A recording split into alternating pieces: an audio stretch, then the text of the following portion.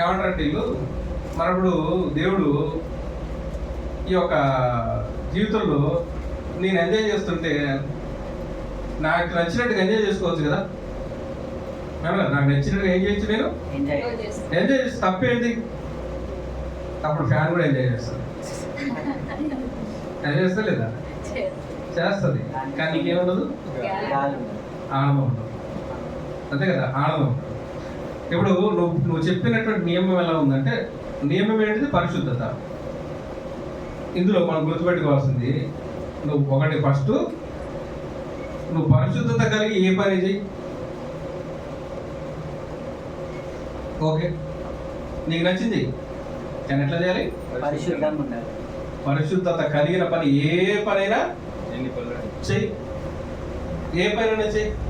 ఏం చెప్తారు? తేడా తెలిసిపోయిందా? తెలిసిపోయింది కదా. ఉదాహరణకి ఒక మాట చెప్తాను, చాలా సందర్భం చెప్పింది. ఒక బండి ఉంది, బండి కొనిచ్చాడు నాన్న, అందులో పెట్రోల్ బదులు నీళ్ళు పోసారంటే ఏం జరుగుతుంది? నడవదు కదా. ఎందుకు? నువ్వు 1,50,000 పెట్టుకున్నా అందులో ఏం పోయాలి? మరి నీ కడుపులో ఏం పోయాలి? ఏం పోయాలి? ఆహారాన్ని, నీళ్ళనే కదా. నువ్వేం పోస్తున్నావు? మందు పోస్తున్నావు. అంతే కదా, మందు పోస్తున్నావు. అది కూడా దేవుడు ఇచ్చినాయి కదా అని అంటే, మరి ఇంట్లో నూనె ఇచ్చింది దేవుడే, కిరోసిన్ ఇచ్చింది దేవుడే. కిరోసిన్ పెట్టి వస్తుందమ్మా కూరలు. ఏం పెట్టి అవుతుంది? కిరోసిన్ పెట్టి కూర అవుతుంది. తింటవా? అవునా కదా. కిరోసిన్ ఆయిలే, మటన్ కూడా ఆయిలే. ఏదైతే ఉందంటే ఇప్పుడు ఏం చెప్తాం? బండిలో పెట్రోలే పోయాలి,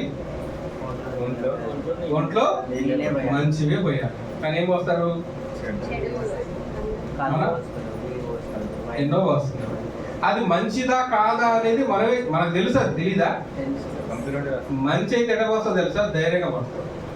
తప్పు చేస్తున్నావు, దాచుకొని చేస్తాం. డిఫరెన్స్ అదే.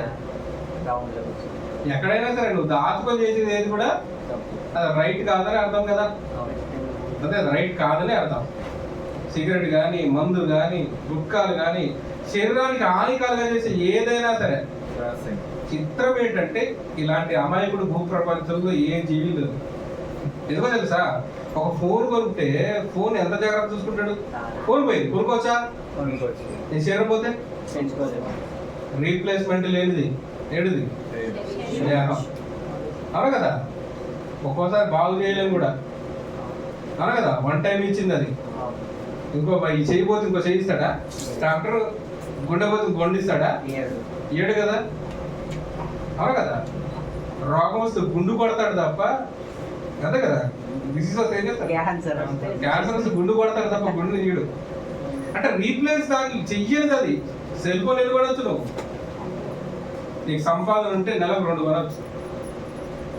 ఆర్టిఫిషియల్ ఎంత జాగ్రత్త ఉంటుంది. ఇప్పుడు బాగా తాగబోతే తండ్రి ఉంటాడు, ఆయన దగ్గరకు వచ్చి ఆయన నాన్న సెల్ తీసుకుంటా చెప్పి సెల్ గోడకి పెట్టాం అనుకోండి, ఎంత కోపం వస్తుంది ఆయనకి? చాలా కోపం వస్తుంది కదా. కొడతాడు కదా పిల్లల్ని. అది కొనుక్కోవచ్చు, నీ శరీరం కొనగలరా? పాడైతే కొనగలరా? ఈ వ్యక్తిని ఏమనాలి? ఎంత తెలివిగా ఉండాలి?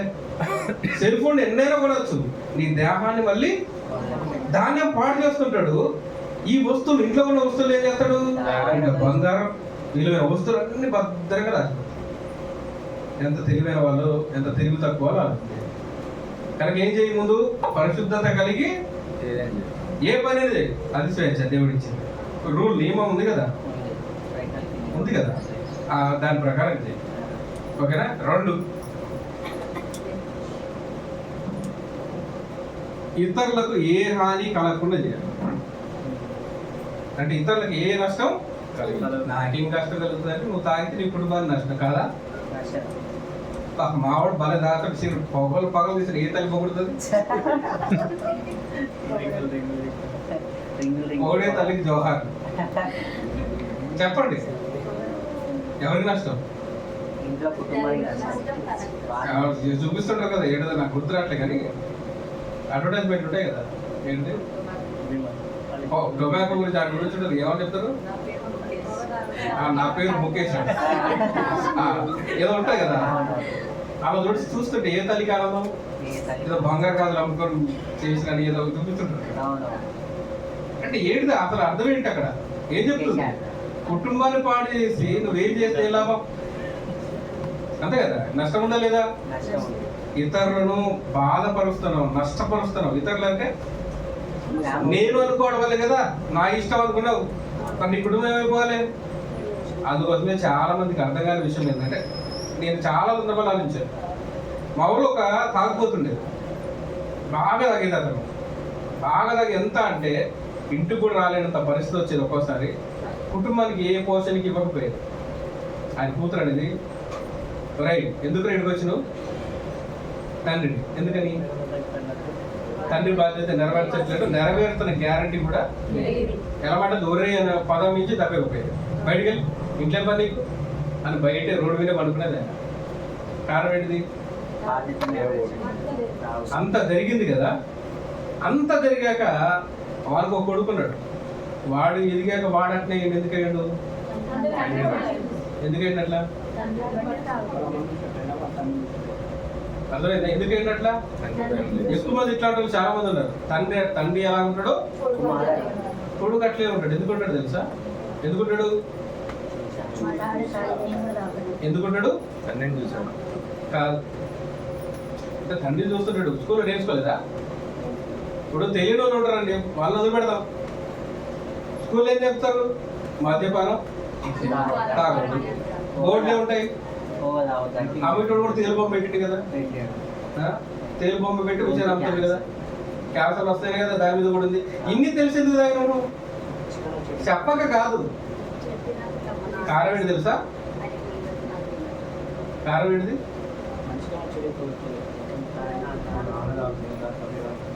తాగితే తప్పే ఉందని కాదు, తాగితే తప్పైంది. చచ్చిపోయాడు ఆల్రెడీ. చచ్చిపోయిన తర్వాత వీడు విచ్చలవిడిగా అయిపోయాడు. వారి పేరు పులి. ఆ లక్క ఎమ్మ కొట్టుకుని కొట్టాడు. ఒకరోజు మీటింగ్ పెడతారు ఇంట్లో, ఆ పెట్టి పిలిచిన పోతే ఇలాంటోడిని బట్టి నువ్వు ఎందుకు వచ్చి వాక్యం చెప్తాను అని తెలుసు తెలియదని వాళ్ళమ్మ అలక్క. అంటే వాళ్ళు పాపాన్ని ద్వేషించాలి కానీ పాపని కాదు కదా. ఇంట్లో మీటింగ్ కూడా పెట్టలేదు వాళ్ళక్క. ఎందుకంటే చర్చకు వస్తారు, అడిపోలు చేస్తారు మరి. కనుక ఇప్పుడు వాడు అలా ఎందుకు అయ్యాడు? తండ్రి అలాగే ఉన్నాడు, అలాగే నష్టపరిచాడు. సేమ్ ప్రశాంతంగానే ఉంటాడు. అది చెప్పిన రూపం మాత్రమే సేమ్ అలాగే ఉంటాడు. ఇక్కడ కూడా అయినా ఎందుకు అలా అయ్యాడు? ఎందుకు అలా అయిందంటే మేజర్గా ఒక కారణం చెప్తాను, ఒక్కటే కారణం చెప్తాను.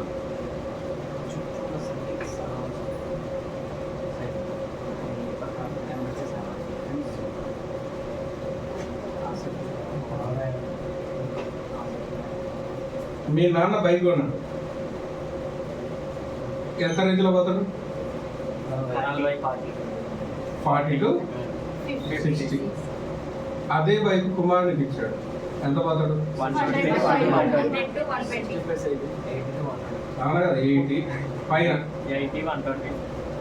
80 పైన. డిఫరెన్స్ ఏంటి?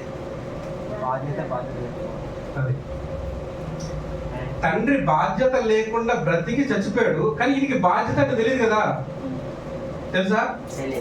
వాడు అలా అవ్వటానికి కారణం ఏంటంటే ముందు మర్చిపోయింది ఏంటిది? బాధ్యత అనేది ఉంటే భయం వస్తుంది. ఏం పోలేడా? ఎక్సలెంట్ ఇవ్వలేడంట, అంటే ఆయన చేతులు పెడుతున్నాయి పని ఇవ్వలేడా? ఎంత ఉందో అంత ఇవ్వగలడు. ఎవరు? ఎందుకేంటావు? ఎక్సలెంట్ ఇస్తున్నప్పుడల్లా ఒక్కో స్టేజ్కి భార్య, పిల్లలు, భవిష్యత్తు, చదువులు, వాళ్ళ ఆలోచనలు టోటల్గా ఓవరాల్ ఎడుతుంది బాధ్యత. నాకేమన్నా అయితే ఏం జరుగుతుంది? నా కుటుంబం రోడ్డున పడుతుంది. నీకేముంది? గాలిగడ్డ. అంతే కదా. ఎయిర్ ఫోర్స్ ఎక్కడ జాబ్ చేస్తాను ఏం చెప్తావు? ఎయిర్ ఫోర్స్ అలా కదా. గాలికి ప్రయాసపడే కదా నీ పని. మరి ఏ పని? గాలి పట్టి వాడు ఏమంటారు? గాలి అనక పౌలు చెప్పారు కదా, ఏమన్నాడు? నేను గాలిని కొట్టినట్లు ప్రయాస పోట్లాడట్లేదు అన్నాడు ఆయన. గాలి పట్టుకొని పోట్లాడమని ఏమంటారు? గాలిడే అంటారు కదా. ఎందుకని? ప్రయోజనం లేని పనులు చేసే వాళ్ళందరూ ఏమంటారు? బాధ్యత లేని పనులు చేసే వాళ్ళు ఎందుకంటారు? అదే కదా. ఇప్పుడు డిఫరెన్స్ అర్థమైపోయిందా? తండ్రి అలాగే చేశాడు, కొడుకు కూడా అలాగే చేస్తున్నాడు. తండ్రిని చూశాడు, ఓకే, అంతవరకు ఓకే.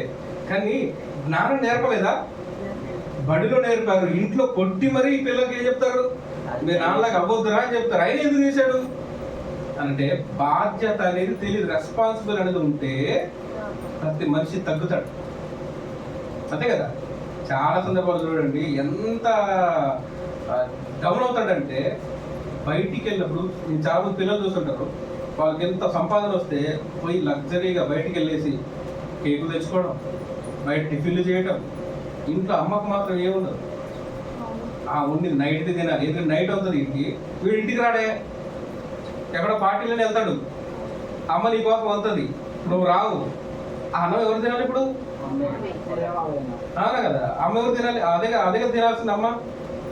ఆమెకి ఏది లేదు, ఏ టేస్ట్ లేదు, ఏది ఉండదు. అయ్యో ఇది పాడవుతుంది. అలాంటి పిల్లలు ఉన్నారు లేదా? ఇప్పుడు ఉదయాన్నే పోతాడు, ఏముంది నైట్ నేనేం తింటా, టిఫిన్ చేస్తా. మరి నువ్వు తినేటప్పుడు అమ్మ గుర్తు రాలేదా? నాతో పాటు అమ్మ కూడా తినాలని గుర్తొస్తుందా? లేకపోతే ఉంటారు కదా బ్యాచ్, వాళ్ళు తినాలని గుర్తొస్తుందా? పెట్టేది ఎవరు? పోషించేది ఎవరు? కానీ ఎవరు గుర్తొస్తారు? కదా. వీళ్ళందరి లైఫ్ ఏం కనబడుతుందంటే మన వాళ్ళు ఎంత కష్టపడుతున్నారని ఆలోచన రాదు. ఏ స్టేజ్లోకి వెళ్ళిపోతారంటే ఒక్కోసారి ఎంతైనా తెలియదు, ఏదేం చేయదు. తండ్రి సంపాదిస్తుంటే ఏం చేయలేడు ఆయన. ఇప్పుడు తాగోతు తండ్రి కూడా చూసాం, మంచి తండ్రి ఉన్నాడు అనుకోండి, ఏం చేయలేడు ఆయన. రోజు బిర్యానీ తెచ్చుకోలేడా? నీ దగ్గర అరకొర ఉంటేనే ఉంటారు. ఈ రేంజ్లో ఉంటే సంపాదించే వ్యక్తి తినలేడా? కానీ ఆ బిర్యానీ చూసినప్పుడు తినబుద్ధి అవుతుంది. ఏమనిపిస్తుంది సార్, నేను 150 పెడితే నా ఒక్కడికే వస్తుంది, అదే 150 ఇంటికి తీసుకెళ్తే అదే బాధ్యత. పిల్లలకు ఉండదు అది. అంటే టీనేజ్ దాటేంత వరకు ఏముండదంటే బాధ్యత ఉండదు. పని అనేది నీ కుటుంబ పోషణ బాధ్యత ఎప్పుడైతే వస్తుందో అప్పుడు నువ్వు డౌన్ అవుతూ ఉంటావు. అన్ని ఏమవుతుంటది? 80 కాస్త 70, 60, అవసరమైతే 50, 40, 30 కూడా అవుతుంది. డిఫరెన్స్ ఏంటిది? బాధ్యత తెలియదు అనుకోండి. బాధ్యత తెలిసేలోపు నష్టపోతుంది. వాడికి అన్ని తెలుసు, తాగకూడదని తెలుసు, తాగకూడదని అమ్మేవాడు కూడా చెప్తాడు. బోర్డు కూడా కనబడుతుంది పక్కనే, మద్యపాన నిషేధం అని. టీచర్స్ చెప్తారు, ఆయన ఎందుకు తాగుతున్నాడు? తాగితే నేను అనే అభిప్రాయం కదా, నాకే తగ్గుతుంది నష్టం. అదే తండ్రి అయిన తర్వాత అన్నమాట, ఆ మాట నేననే మాట వస్తుందా? ఆఖరికి తినాలనిపించిన కొంటాడు. ఒకవేళ చాలా సందర్భాల్లో తండ్రి నేచర్ ఎట్లుంటుందంటే కొంటాడు. కొన్న తర్వాత ఎవరు గుర్తొస్తారు?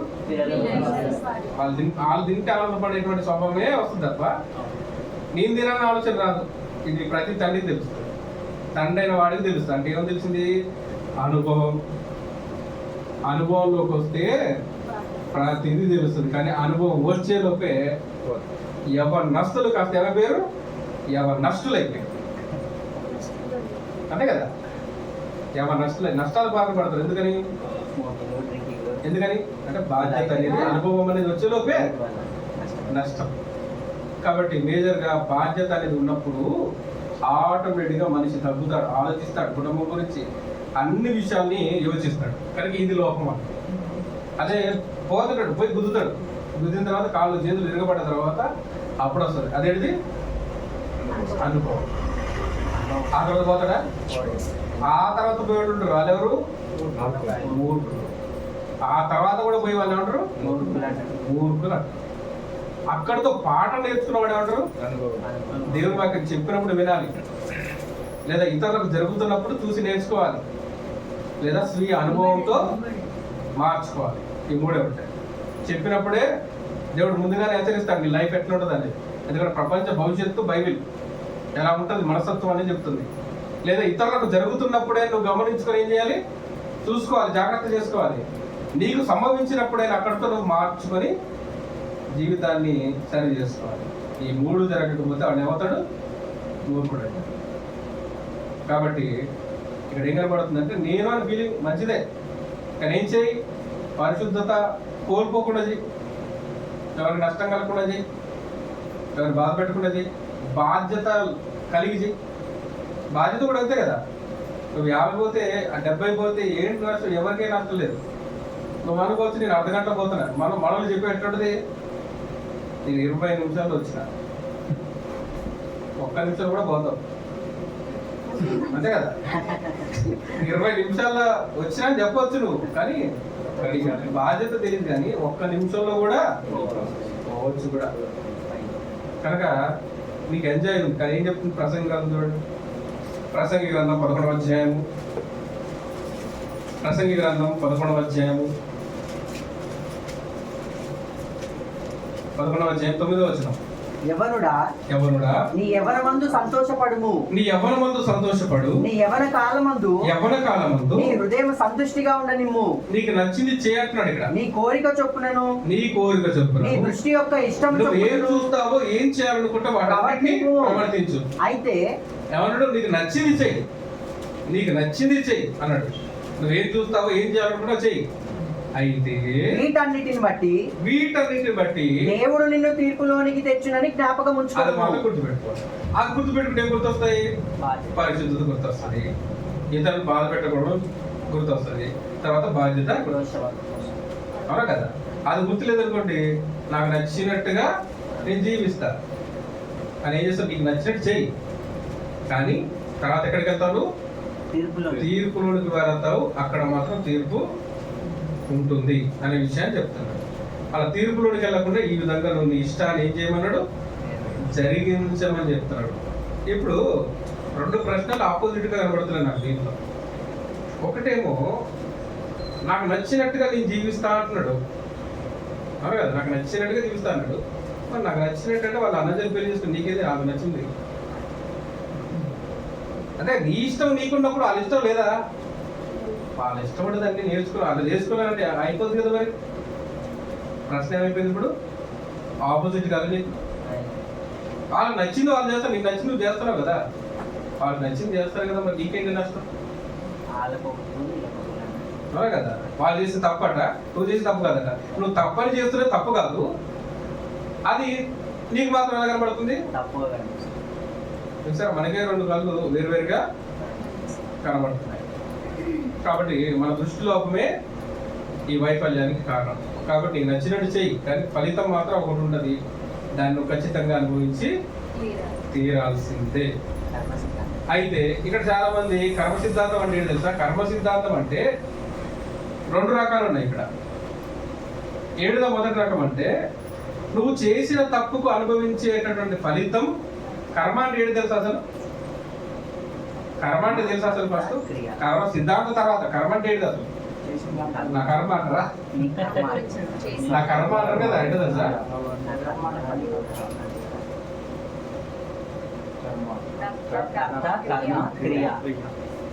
కర్తగా ఉన్నవారు క్రియను చేసి వచ్చిందాన్ని అనుభవించడానికి కర్మ అంటారు.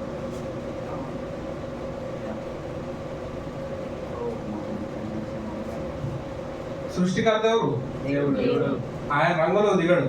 ఎవరు దింపాడు? క్రీస్తు. క్రియ అంటే ఆయన కర్మ అయిపోయాడు. మనందరికి ఏమైపోయాడు? ఆయన క్రియ. ఎవరు జరిగిస్తున్నారు? సృష్టి ఆది నుండి ముగింపు వరకు వాటిలో కర్మ ఎవరు? ఎవరి నుండి ఎవరి పని? కర్మ అంటే పని. ఎవరిది? క్రీస్తుది. కర్మ అంటే పని, అంతే కదా? అంటే ఆ పనికి మూలమైనవాడు కర్మ. పనికి మూలమైనవాడు కర్మ. ఇప్పుడు యేసుక్రీస్తే కదా దీని ఈ విమోచనానికి మూలం. ఇప్పుడు అక్కడ అయింది అలా కదా.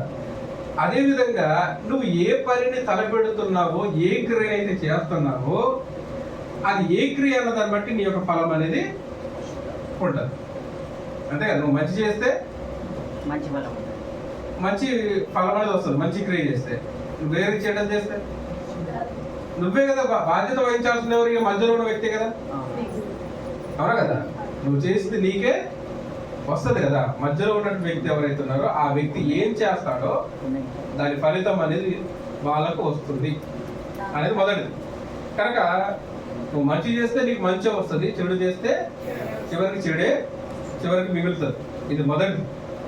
అయితే ఇందులో ఏం కనబడుతుందంటే, మొదటిది నువ్వు చేసింది నీకు మాత్రమే చెందుతుంది, ఇతరులకు చెందదు.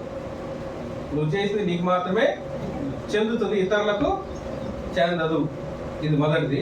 నువ్వు చేసింది ఇతరులకు కూడా చెందుతుంది. 2 అర్థమైందా? ఇతరులకు చెందుతుంది అనేది రెండోది. ఇప్పుడు కర్మ సిద్ధాంతం అంటే అర్థమైంది. ఇప్పుడు మామూలుగా కర్మ సిద్ధాంతం అంటే అసలు ఒరిజినల్ అభిప్రాయం ఏంటి అసలు? అంతే కదా, చేసిన దానికి ఎవరు అనుభవిస్తారు? చేసిన వాడు అనుభవించడం కర్మ అంటారు కదా. ఎవరు చేస్తారో వాళ్ళే అనుభవించడం ఏంటిది కర్మ. వాస్తవానికి నువ్వు చేసిన పనికి నీకు జరుగుతుంది ఖచ్చితం. అది నువ్వేం చేస్తావో నీ క్రియలను బట్టి నీకు ప్రతిఫలం అనేది కలుగుతుంది. అది 100% నీకు అది వర్తిస్తుంది. కర్మ సిద్ధాంతంలో నీకు ఖచ్చితంగా వర్తిస్తుంది. అయితే దీంట్లో రెండో కోణం కూడా ఉంది. రెండో కోణం ఏంటిది అంటే ఈ కర్మ సిద్ధాంతాలు ఏం చెప్తుంటారంటే, ఇప్పుడు నువ్వు అనుకున్నావు, జరిగింది, అయిపోయింది. నేను చేశాను ఒప్పుకుంటారు వాళ్ళు? నేను చేశాను ఒప్పుకోరు. నా కర్మ అనుకుని ఏడుదాం మనుషులు ఎట్టుంటుందంటే, ఇప్పుడు బ్యాంకు పోయి పని జరగలేదు, నా కర్మ అంటే అర్థం ఏంటిది? వాడు చేయాల్సిన పనికి నేను ఎట్లా కర్మ అవుతా? నేను వెళ్ళానా లేదా? నేను టైంకి వెళ్ళానా లేదా? వాళ్ళు లేకపోతే నాది కర్మ ఎట్లా అవుతుంది? అవును కదా. అంటే ఇక్కడ నీవు చేసిన పనులకు నీవు అనుభవిస్తుంది కర్మ. నువ్వే బాధ్యుడివి, నువ్వే భరించే ఆనందమైన నష్టమైన. ఇతరులకు ఎట్లా ఆపదించబడుతుంది? వారు రాకపోతే నీ కర్మ అంటే ఎట్లా? వాళ్ళు చేయకపోతే ఏంటిది నీ కర్మ ఎట్లా అవుతుంది? అవును కదా. చేయాలి రూల్ ఉందా? లేదు. నీకు ఏమైనా ఒప్పందం రాసుకున్నాడు ఈరోజు చేస్తాను? చేయలేదు కదా.